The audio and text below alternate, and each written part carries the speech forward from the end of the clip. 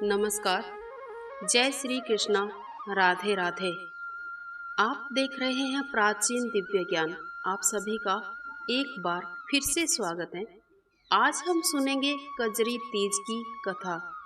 कजरी तीज पर भगवान शिव और मां पार्वती की उपासना का विधान है। इस दिन सुहागिन महिलाएं पति की लंबी आयु के लिए व्रत रखती हैं और मनचाहा वर पाने के लिए कुंवारी लड़कियां भी कजरी तीज का व्रत रखती हैं। भाद्रपद मास के कृष्ण पक्ष की तृतीया तिथि को कजरी तीज मनाई जाती है। यह पर्व जन्माष्टमी से 5 दिन पहले और रक्षाबंधन के 3 दिन बाद आता है। कजरी तीज पर भगवान शिव और माता पार्वती का विधि विधान पूजन किया जाता है। इस दिन नीमड़ी माता को जल, रोली और चावल अर्पित किए जाते हैं। नीमड़ी माता को मेहंदी और रोली लगाएं, काजल और वस्त्र चढ़ाएं। इसके बाद फल और दक्षिणा चढ़ाएं और पूजा के कलश पर रोली से टीका लगाकर कलावा बांधें। पूजा स्थल पर घी का दीपक जलाएं। मां पार्वती और महादेव जी के मंत्रों का जाप करें। इसके बाद आप अपनी श्रद्धा अनुसार दान करें और माता रानी का आशीर्वाद प्राप्त करें। अब हम सुनेंगे कजरी तीज व्रत की कथा। एक गांव में गरीब ब्राह्मण रहता था। भाद्रपद मास की कजरी तीज पर उसकी पत्नी ने तीज माता का व्रत रखा। उसने ब्राह्मण से कहा कि आज मेरा तीज माता का व्रत है, आप कहीं से चने का सत्तू लाकर मुझे दें। ब्राह्मण बोला, घर में तो खाने को अन्न तक नहीं है, बता मैं सत्तू कहाँ से लाऊं। ब्राह्मणी ने कहा, चाहे कहीं से भी लाओ, लेकिन सत्तू लेकर आओ, मुझे माता रानी का व्रत खोलना है। रात का समय था। ब्राह्मण घर से सत्तू लाने के लिए निकला। वो साहूकार की दुकान में घुस गया और चने की दाल, घी, शक्कर लेकर 1.25 किलो सत्तू बना लिया और चुपके से जब बाहर निकलने लगा तो आवाज सुनकर दुकानदार जग गया और जोर जोर से चिल्लाने लगा और उस ब्राह्मण को पकड़ लिया। फिर ब्राह्मण ने सफाई देते हुए कहा कि मैं चोर नहीं हूँ, मैं एक गरीब ब्राह्मण हूँ। मेरी पत्नी ने आज तीज माता का व्रत रखा है, इसलिए मैं यहाँ से सिर्फ 1.25 किलो सत्तू लेकर जा रहा हूँ। साहूकार ने उस ब्राह्मण की बात नहीं मानी और तलाशी लेने लगा। वाकई में तलाशी लेने पर पता चला कि ब्राह्मण के पास सत्तू के अलावा कुछ नहीं मिला। साहूकार ने कहा कि आज से तुम्हारी पत्नी मेरे धर्म की बहन है, और साहूकार को वो सत्तू और सुहाग का सामान अपनी बहन के लिए दिया और बहुत सारा धन देकर ठाट बाट से उस ब्राह्मण को विदा किया। फिर ब्राह्मणी ने कजरी माता की पूजा की। जिस तरह से उस ब्राह्मण के दिन फिरे, हे माता रानी, आपकी कथा कहते और सुनते सबके ऊपर आशीर्वाद बनाए रखना। बोलिए कजरी माता की जय। अब हम सुनेंगे शनिवार व्रत कथा। शनि ग्रह से मुक्ति के लिए मूल नक्षत्र युक्त शनिवार आरंभ करके अगर कोई 7 दिन शनि देव की व्रत और पूजा करता है तो उसे शनि ग्रह से मुक्ति मिलती है। एक समय सभी नवग्रहों सूर्य, चंद्र, मंगल, बुध, बृहस्पति, शुक्र, शनि, राहु और केतु में विवाद छिड़ गया। इनमें से सबसे बड़ा कौन है? सभी आपस में लड़ने लगे और कोई निर्णय न होने पर देवराज इंद्र के पास निर्णय कराने पहुंचे। इंद्र इन सब को देखकर घबरा गए और इस निर्णय को देने में अपनी असमर्थता जताई। परंतु उन्होंने कहा, इस समय पृथ्वी पर राजा विक्रमादित्य हैं, जो कि अति न्यायप्रिय है, वे ही इसका निर्णय कर सकते हैं। सभी ग्रह एक साथ राजा विक्रमादित्य के पास पहुंचे और अपना विवाद बताया, साथ ही निर्णय के लिए कहा। राजा इस समस्या से अति चिंतित हो उठे, क्योंकि वे जानते थे कि जिस किसी को भी छोटा बताया वही कुपित हो उठेगा। तब राजा को एक उपाय सूझा।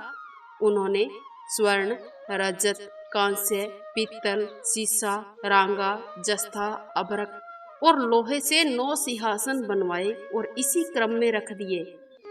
फिर उन सबसे निवेदन किया कि आप सभी अपने अपने सिंहासन पर स्थान ग्रहण करें। जो अंतिम सिंहासन पर बैठेगा वही सबसे छोटा होगा। इस अनुसार लोहे का सिंहासन सबसे बाद में होने के कारण शनि देव सबसे बाद में बैठे तो वही सबसे छोटे कहलाए। उन्होंने सोचा कि राजा ने यह जानबूझकर किया है। शनि देव कुपित हो गए और राजा से कहा कि तू मुझे नहीं जानता है, सूर्य एक राशि में 1 महीना, चंद्रमा 2.25 महीना 2 दिन, मंगल 1.5 महीना, बृहस्पति 13 महीने और बुध और शुक्र 1-1 महीने विचरण करते हैं, परंतु मैं 2.5 से 7.5 साल तक रहता हूँ। बड़ों बड़ों का विनाश किया है मैंने। राम की 7.5 आने पर उन्हें वनवास हो गया था। रावण की आने पर उनकी लंका को बांदरों की सेना से परास्त होना पड़ा, और अब तुम सावधान रहना। ऐसा कहकर कुपित होते हुए शनिदेव वहां से चले गए। अन्य देवता खुशी खुशी से अपने अपने स्थान पर वापस चले गए। कुछ समय बाद राजा की 7.5 आई। तब शनिदेव घोड़े का सौदागर बनकर वहां पहुंचा। उनके साथ कई और भी घोड़े थे। राजा ने यह समाचार सुना तो उन्होंने अपने अश्वपाल को अच्छा घोड़ा खरीदने की आज्ञा दी। उसने कई सारे अच्छे घोड़े खरीदे। एक सर्वोत्तम घोड़ा राजा को सवारी हेतु दे दिया। राजा जो ही उस घोड़े पर बैठा तो घोड़ा सरपट वन की ओर भागा। भीषण वन में पहुंचकर वो अंतर ध्यान हो गया। राजा को बहुत ज्यादा प्यास लगी थी। तब एक ग्वाले ने उसे पानी पिलाया। राजा प्रसन्न होकर उसे अपनी अंगूठी देता है। वो अंगूठी देकर राजा नगर की ओर चल दिया। वहां पर अपना नाम उज्जैन निवासी वीका बताया। वहां एक सेठ की दुकान थी। उसने जल इत्यादि पिया। थोड़ी देर उस दुकान पर विश्राम भी किया। भाग्यवश उस दिन सेठ जी की बड़ी बिक्री हुई। सेठ जी उसे खाना खाने के लिए खुश होकर अपने साथ अपने घर ले गए। वहां उसने एक खूंटी पर हार देखा कि हार टंगा हुआ है। जैसे ही वो खाना खा रहा था तो खूंटी हार निकल रही थी। थोड़ी देर में पूरा हार गायब हो जाता है। तब सेठ जी ने वहां आकर देखा कि हार गायब है। उसने समझा कि वीका ने ही हार चुराया है। उसने वीका को कोतवाल के पास पकड़वा दिया। फिर राजा ने भी उसे चोर समझकर उसके हाथ पैर कटवा दिए। अब वो चौरंगिया बन गया। नगर के बाहर फेंकवा दिया गया। वहां एक तेली तेल निकाल रहा था, जिसे उस चौरंगिया पर दया आई। उसने वीका को अपनी गाड़ी में बिठाया। अपनी जीभ से बैलों को हाँकने लगा। उस रात राजा की शनि दशा समाप्त हो गई। वर्षा काल आने पर मल्हार गाने लगा। जिस नगर में वो था वहां की राजकुमारी मन भावनी को इतना भाया कि उसने मन ही मन प्रण कर लिया कि वो उस राग वाले से ही विवाह करेगी। उसने दासियों को ढूंढने भेजा कि जाओ और बताओ कि ये आवाज कहाँ से आ रही है। दासियों ने वापस आकर बताया कि वो तो एक चौरंगिया है, परंतु राजकुमारी नहीं मानी। अगले ही दिन उठते ही अनशन पर बैठ गई कि विवाह करेगी तो उसी से। उसे बहुत समझाने पर भी वो नहीं मानी तो राजा ने उस तेली को बुला भेजा और विवाह की तैयारी करने के लिए कहा। फिर उस राजकुमारी का विवाह वीका से हो गया। एक दिन सोते हुए स्वप्न में शनि देव ने राजा से उस वीका से कहा, हे राजन, देखा तुमने मुझे छोटा बताकर कितना दुख झेला है। तब राजा ने शनि देव से माफी मांगी और प्रार्थना की कि हे शनि देव, जैसा दुख मुझे दिया है वैसा किसी को ना देना। शनि देव मान गए और कहा, जो मेरी कथा सुनेगा और व्रत करेगा मैं उसकी दशा में कोई दुख नहीं डालूंगा। जो नित्य मेरा ध्यान करेगा और चींटियों को आटा डालेगा उसके सारे मनोरथ पूर्ण होंगे। साथ ही राजा को हाथ पैर भी वापस दे दिए। प्रातःकाल आंख खुलने पर राजकुमारी ने देखा, वो आश्चर्यचकित रह गई। वीका ने उसे बताया कि वो उज्जैन का राजा विक्रमादित्य है। सभी अत्यंत प्रसन्न हुए। सेठ जी ने जब सुना तो वो पैरों में गिर गया और क्षमा मांगने लगा। राजा ने कहा, वो तो शनि देव का कोप था मुझ पर, इसमें किसी का कोई दोष नहीं है। सेठ जी ने फिर निवेदन किया कि मुझे शांति तब मिलेगी जब आप मेरे घर चलकर भोजन करेंगे। सेठ जी ने अपने घर अनेक प्रकार के व्यंजन बनाए और राजा का स्वागत सत्कार किया और भोजन करवाया।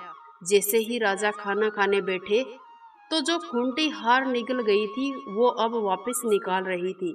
सेठ जी ने अनेक मोहरें देकर राजा का धन्यवाद किया और अपनी कन्या श्री कंवरी का विवाह भी राजा विक्रमादित्य से कराया। कुछ समय पश्चात राजा अपनी दोनों रानियों मनभावनी और श्री कंवरी के साथ अपने नगर यानी उज्जैन नगरी वापस लौटे।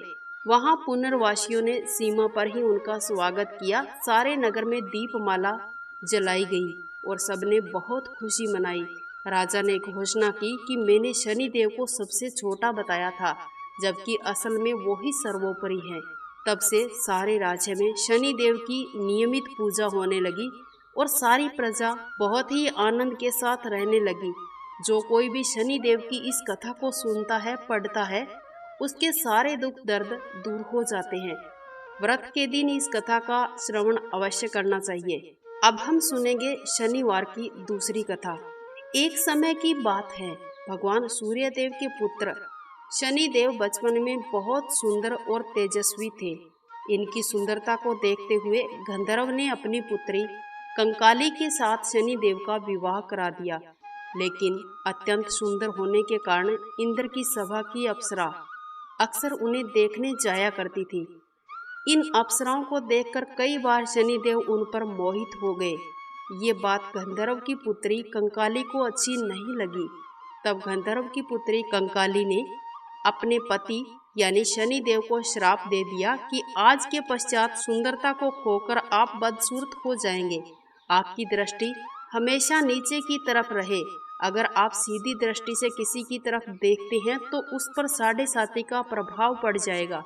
तब शनिदेव ने भगवान शिव की घोर तपस्या की। तपस्या के पश्चात महादेव जी अति प्रसन्न हुए और बोले, हे सूर्यपुत्र शनिदेव, आप मुझसे कोई वर मांग सकते हैं। शनिदेव बोले, हे सदाशिव शंभु, हम पर कृपा करके हमें सृष्टि पर सीधे देखने के लिए वर दीजिए।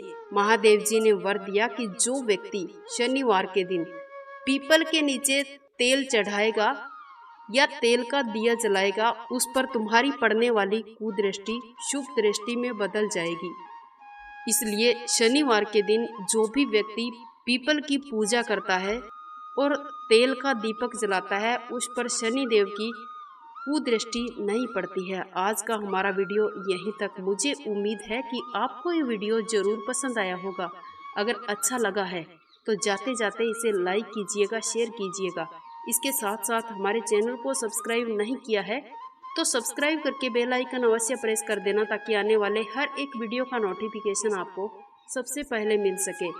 मिलते हैं नेक्स्ट वीडियो में। वंदे मातरम। जय श्री कृष्णा।